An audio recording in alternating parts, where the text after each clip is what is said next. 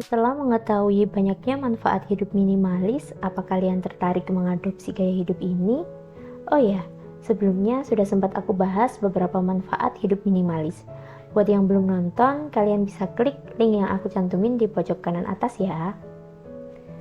Gaya hidup yang dimulai di Jepang ini kini juga mulai diminati banyak kalangan di Indonesia.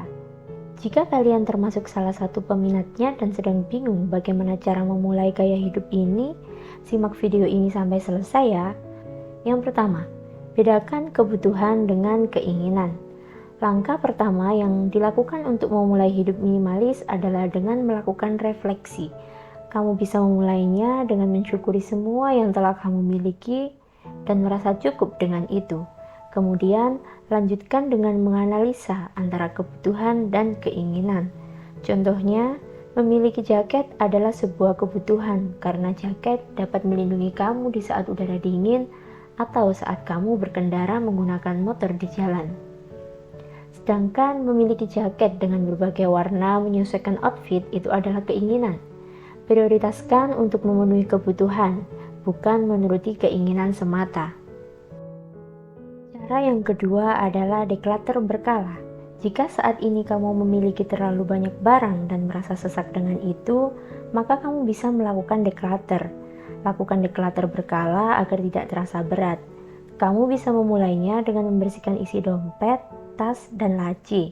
Setelah membersihkan tempat-tempat kecil, kamu bisa melanjutkan untuk membersihkan area yang lebih luas seperti almari, kamar, atau ruang tamu.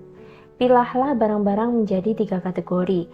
Yang pertama, barang yang masih digunakan. Yang kedua, barang yang sudah tidak bisa digunakan. Dan yang ketiga, barang yang sudah tidak ingin kamu gunakan.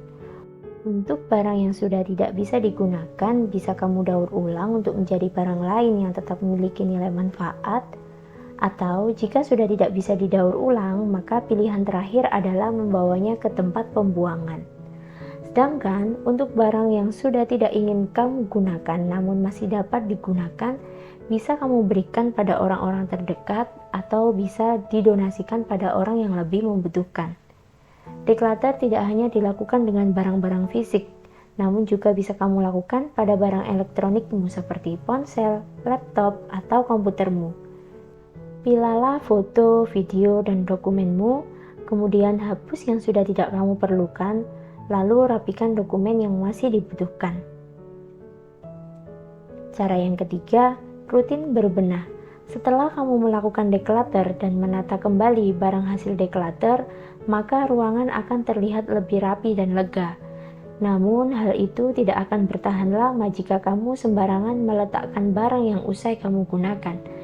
Maka tips selanjutnya adalah buatlah jadwal rutin untuk berbenah atau merapikan barang-barangmu. Misalkan 1 minggu sekali. Tujuannya agar kamu tidak terlalu lelah saat melakukannya, karena semakin lama kita menunda untuk beres-beres, maka akan semakin banyak barang yang berserakan. Namun ada cara yang lebih efektif lagi, yaitu langsung kembalikan barang yang usai kamu gunakan pada tempatnya, agar kamu tidak ada PR lagi untuk berbenah setiap 1 minggu sekali. Cara yang keempat, bijak dalam berbelanja. Ketika ingin membeli sesuatu, pastikan barang yang akan kamu beli adalah untuk memenuhi kebutuhan, bukan keinginan. Jika kamu berbelanja di marketplace, maka coba masukkan barang yang akan kamu beli ke dalam keranjang terlebih dahulu. Tunggulah 3 hari hingga 1 minggu. Jika dalam masa itu kamu tidak mengingatnya atau sudah tidak ingin membelinya, maka artinya barang tersebut tidak termasuk kategori barang yang kamu butuhkan. Jika memungkinkan, kamu bisa menerapkan prinsip substitusi bukan menambah. Misalkan, kamu membeli 1 baju, maka kamu harus mengeluarkan 1 baju juga dari lemarimu. Bisa saja baju itu memang sudah rusak dan tidak dapat digunakan, atau bisa juga baju itu masih layak pakai dan bisa kamu donasikan. Tips yang terakhir, jangan fokus materi. Mulailah berlatih untuk tidak terlalu terikat dengan barang-barang. Kamu tidak harus membeli jam tangan keluaran terbaru ketika kamu masih memiliki jam tangan lama yang masih berfungsi dengan baik. Lebih baik gunakan uangmu untuk hal yang lebih bermanfaat. Misalkan untuk membayar kursus untuk menambah skillmu, atau pergi liburan yang bisa menambah wawasan dan pengalamanmu. sehingga spend money-mu memiliki nilai yang lebih tinggi dibandingkan dengan membeli barang yang nilainya akan semakin turun seiring berjalannya waktu.